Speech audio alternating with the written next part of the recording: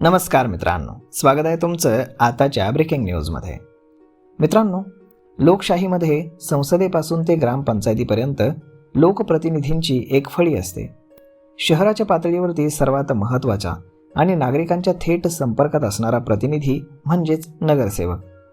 आपल्या गल्लीतील कचरा असो, पाण्याचा प्रश्न असो किंवा पथदिवे, आपण हक्कानं आपल्या नगरसेवकाकडे जातो.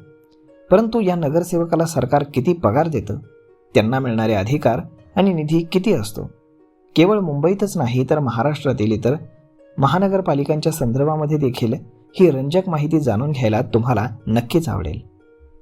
तर मग चला या व्हिडिओला सुरुवात करूयात. मित्रांनो, सगळ्यात पहिली गोष्ट म्हणजे त्यांना पगार मिळत नाही तर मानधन मिळतं. कारण नगरसेवक हे सरकारी कर्मचारी नसल्यामुळे त्यांना मासिक पगार मिळत नाही, तर ते लोकप्रतिनिधी असल्यानं त्यांना मानधन दिलं जातं. महाराष्ट्रातील महानगरपालिकांच्या वर्गवारीनुसार, ग्रेडनुसार हे मानधन कमी जास्त असतं. A+ आणि A ग्रेड महापालिका म्हणजेच मुंबई, पुणे, ठाणे, नागपूर, नाशिक इथे नगरसेवकांना दरमहा साधारण 25,000 रुपयापर्यंतचं मानधन मिळतं.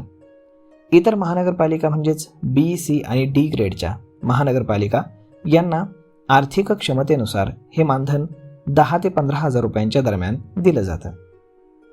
नगरसेवकांचं केवळ मानधनावरती भागत नाही, तर पालिकेच्या कामकाजामध्ये सहभागी होण्यासाठी त्यांना वेगळा भत्ताही मिळतो. पालिकेच्या सर्वसाधारण सभा किंवा विविध समित्यांच्या म्हणजेच उदाहरणार्थ स्थायी समिती, शिक्षण समिती यांच्या बैठकांना उपस्थित राहण्यासाठी त्यांना प्रति बैठक साधारण 150 ते 500 रुपयापर्यंतचा भत्ता मिळतो. तसेच इतर सोयी सुविधा देखील मिळतात आणि सवलतीही मिळतात. आपल्या प्रभागातील कामांसाठी फिरताना किंवा लोकांशी संपर्क ठेवताना नगरसेवकांना काही सुविधा मिळतात. यामध्ये प्रवास सवलत म्हणजे बहुतांश महापालिका क्षेत्रातील परिवहन सेवांमध्ये उदाहरणार्थ बेस्ट, BMPML यामध्ये नगरसेवकांना मोफत प्रवासाचा पास दिला जातो. टेलिफोन आणि मोबाईल बिलासाठी ठराविक मासिक रक्कमही दिली जाते. नगरसेवक आणि त्यांच्यावरचं अवलंबित्व पालिकेच्या आरोग्य योजनांचा लाभ देखील त्यांना देत असतं. त्यानंतर सत्तेची चावी जी असते तर ती नगरसेवकांच्या हातात असते. नगरसेवकांचा खरा पावर हा त्यांच्या मानधनात नसून हातातील विकासांच्या निधीमध्ये असतो. प्रत्येक नगरसेवकाला आपल्या प्रभागातील गटारं, रस्ते, बागा आणि पाण्याचे प्रश्न सोडवण्यासाठी वर्षाला कोट्यवधी रुपयांचा निधी मिळतो. इथे हा निधी वार्षिक साधारण 1 ते 1.5 कोटी रुपयांपर्यंत असू शकतो.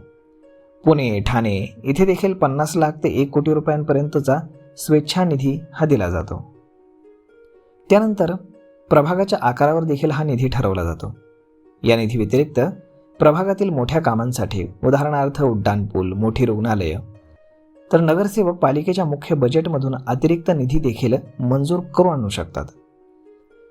त्यानंतर अधिकार आणि जबाबदाऱ्यांप्रमाणेच नगरसेवकांकडे प्रभागातील काही नागरी सुविधांवरती नियंत्रण ठेवण्याचेही अधिकार मिळतात.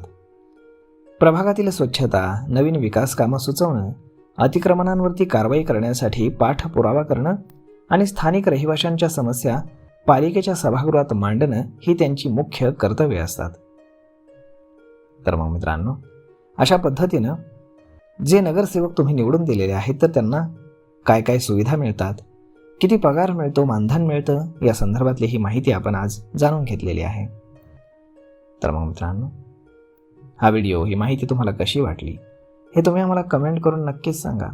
आणि जर आवडली असेल तर आपल्या जवळच्या मित्रमंडळींसोबत देखील हा व्हिडिओ तुम्ही शेअर करायला विसरू नका.